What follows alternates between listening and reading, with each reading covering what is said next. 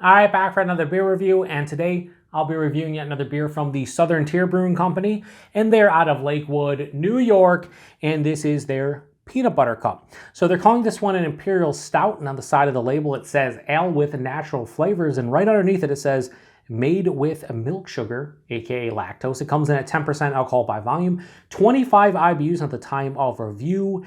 This bottle is approximately 7 weeks old. So they released this one recently along with their French Toast Imperial Ale, which I have reviewed on the channel about a month ago. And that beer specifically nailed the French toast flavor, but it was so rich and sweet that I only really wanted about half of the bottle.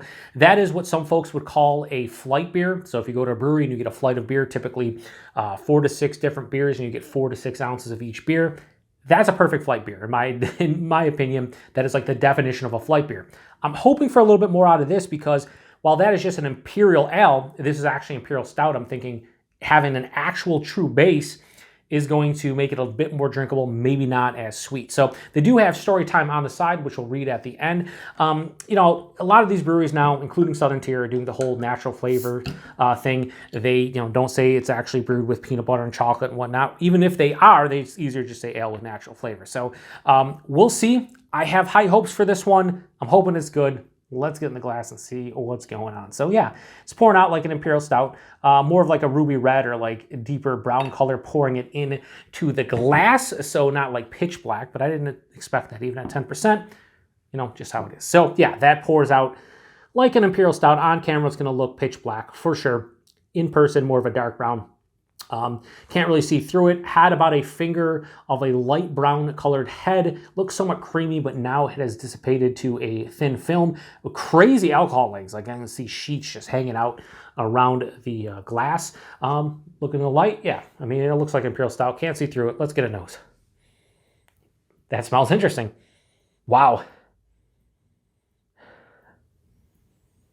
So to me, the peanut butter in here is not like Reese's. It's like Russell Stover's, or if you go to like a local chocolate shop that does their own like peanut butter candies in general. Like recently I went to Platters, which is down the road, and by the time you see this, I recently reviewed a beer from Ellicottville who did a beer that's partnered with Platters. But I just recently had their peanut butter cream dark chocolates, and that's kind of what this smells like in terms of the peanut butter. It has like a creamy sensation, but it's not necessarily Reese's. It's like a kind of like a different peanut butter smell. Yeah, just a real rich, creamy peanut butter smell. It almost has a big caramel kind of sweetness too, or like butterscotch.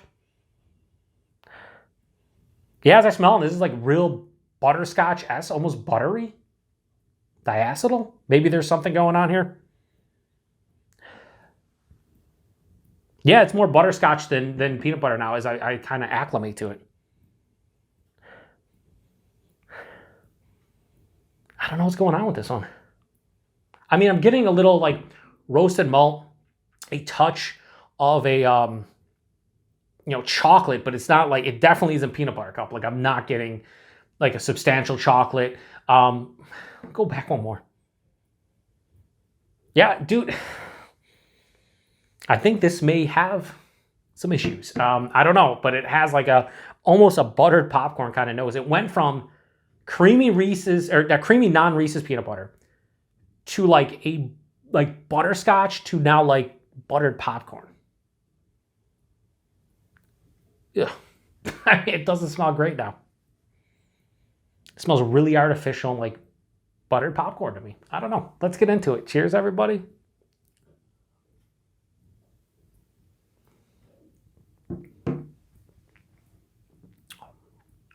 Okay, so the taste isn't nearly as offensive as the nose was those last couple of whiffs. But this is not great to me. Wow. First sip, I'd much rather have the French toast beer. And spoilers, I did not finish that bottle. I drank like 7 or 8 ounces of it and drain poured the rest, which is why we go back to it's a flight beer. It got too much of one thing, and it was French toast flavor. And by like the last third of the glass and the bottle, I was just like, yeah, I'm done with that. Like, we're gonna move on. This, one more sip.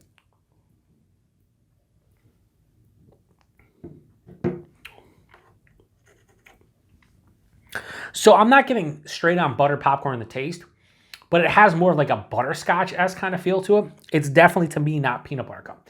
The mouthfeel and the body mouthfeel. Body is the higher side of medium body. 10% is a bit thin. It's not as viscous as I was hoping. But it's also not like super thin or anything. Higher side of medium body, it's a bit thin for what it is. The mouthfeel has a decent carbonation. This is approaching moderate carbonation. Smoothness on the palate, not necessarily creamy or anything. The taste. This is probably the worst Southern Tier beer I've had in a long time. I'm getting a pretty substantial alcohol kind of burn on the palate.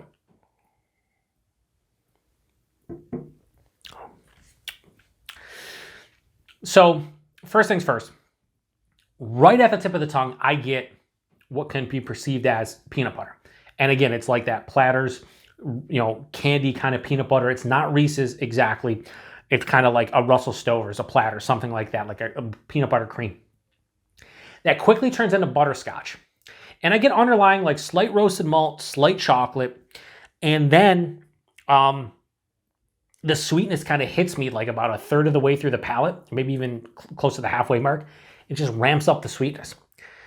And midway through the palate, I'm hoping something comes and kind of offsets it. If there's like a nice, like full-on dryness or some kind of like moderate bitterness, nothing stops it for me though. It just kind of travels through the palate, and that's the consistent flavor I get. Yeah, it smells like buttered popcorn right now. Now, I'm not saying there is diacetyl in this, diacetyl, however you want to say it. I forget the correct pronunciation. But that buttery popcorn nose is unmistakable, especially after I started really getting into the aroma. It's not that bad on the taste. It's more of like a butterscotch, but it just seems like there's something off with this. Now, whether that is actually a brewing fault, or if that natural flavor is producing that, they tried to go for a peanut butter cup, and instead it just turns out that it's not peanut butter cup, and it's more like a butterscotch or butter popcorn. I don't know.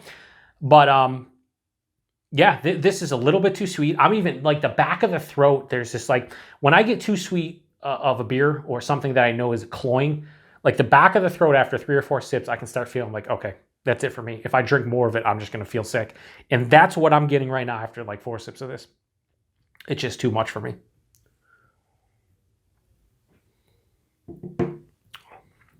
I don't know if I got an off bottle. I don't know if this is how it's supposed to taste. I've seen some check-ins of this beer before I've reviewed it, and some folks like it. Some folks were disappointed with it, but I didn't necessarily see anybody who said like any kind of issue with the beer itself. So I'll have to double check my Untappd check-ins just to see if anybody else said anything. But this is by far, for me, the worst beer that I've had from Southern Tier on a personal level. And you guys know, I don't want to say I'm a Southern Tier fanboy, but listen, I grew up with Southern Tier. I grew up, I shouldn't say grew up, but I grew up in the beer world. Wow, that sounds pretentious and stupid, but you know what I mean. I cut my teeth when it came to craft beer with a lot of Southern Tier beers. I like a lot of their classic beers. I'm always willing to try one. Whenever they come out with a new release, I typically try to review it. And while the French Toast one was a little bit too much for me, I still gave that a pretty good score because they nailed the flavors. It just was a little bit too sweet. This is too sweet, but also they didn't nail a peanut butter cup and Imperial Stout form for me. The alcohol, a little bit astringent, big warming.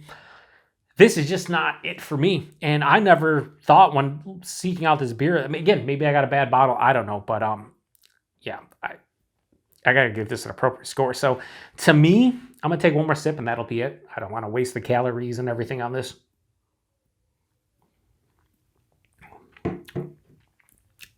Just not for me. And I always say this, whenever I don't like a beer, I'm not going to trash a beer. I could have got an off bottle. Maybe I just don't enjoy the flavors. So somebody out there might love this beer. So I don't ever trash beers. It's not my way. But I can safely say, for me personally, this is the worst Southern Tier beer I may have ever had, period. So, peanut butter cup, Imperial Stout from Southern Tier. I'm going to give this a 2 out of 5. Doesn't get a passing grade. I don't want to drink this again. Maybe I'll pick up another bottle to see how it is, but this is just not it. It says Best by 12/06/23, so December 6th of 2023. Yeah, not this bottle.